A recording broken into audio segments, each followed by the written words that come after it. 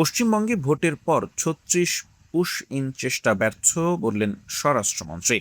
স্বরাষ্ট্রমন্ত্রী সালাউদ্দিন আহমদ বলেছেন, সীমান্তে বাংলাদেশি নাগরিকদের হত্যা অত্যন্ত দুঃখজনক এবং এটি মানবাধিকারের একটি স্পষ্ট লঙ্ঘন। বুধবার ১৭ জুন জাতীয় সংসদ অধিবেশনের প্রশ্নোত্তর পর্বে সংসদ সদস্য নীলুফার চৌধুরী মনির এক প্রশ্নের জবাবে স্বরাষ্ট্রমন্ত্রী কথা জানান। বাংলাদেশ ও ভারতের বিজিবি বিএসএফ এর মধ্যে অনুষ্ঠিত মহাপরিচালক পর্যায়ের সম্মেলনে বিষয়টি অত্যন্ত জোরালোভাবে উপস্থাপন করা হয়েছে বলেও জানান তিনি। স্বরাষ্ট্রমন্ত্রী আরও জানান, পশ্চিমবঙ্গে নির্বাচনের পর বিএসএফ এর ৩৬টি পুশ-ইন চেষ্টা বিজিবি প্রতিরোধ করেছে। তিনি বলেন, সীমান্তে বিএসএফ এর গুলিতে নিহতদের পরিবারকে ভারত সরকারের সরাসরি আর্থিক সহায়তার বিষয়ে সুনির্দিষ্ট কোনো প্রাতিষ্ঠানিক আলোচনা বা চুক্তি হয়নি। স্বরাষ্ট্রমন্ত্রী বলেন, তবে দ্বিপাক্ষিক বৈঠকগুলোতে বাংলাদেশ সরকার সবসময়ই সীমান্তে আত্মরক্ষার অজুহাতে প্রাণঘাতী অস্ত্র ব্যবহারের তীব্র বিরোধিতা করে আসছে এবং ক্ষতিপূরণ ও জবাবদিহিতার জন্য চাপ দিয়ে আসছে।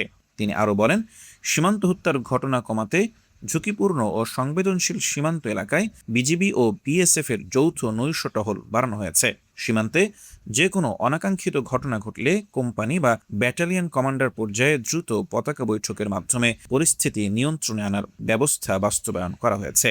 সংসদ সদস্য মোহাম্মদ আব্দুল মালেকের প্রশ্নের লিখিত জবাবে স্বরাষ্ট্রমন্ত্রী বলেন, বিজিবি বিএসএফ মহাপরিচালক পর্যায়ের সম্মেলন সহ বিভিন্ন পর্যায়ের পতাকা বৈঠকে সীমান্ত হত্যা শূন্যে নামিয়ে আনার প্রচেষ্টা চালানো হচ্ছে। প্রাণঘাতী অস্ত্র ব্যবহার না করে নন লেথাল অস্ত্র ব্যবহারের জন্য বিএসএফকে অনুরোধ করা হচ্ছে। সংবেদনশীল সীমান্তে সমন্বিত টহল এবং নজরদারি বৃদ্ধি করা হয়েছে।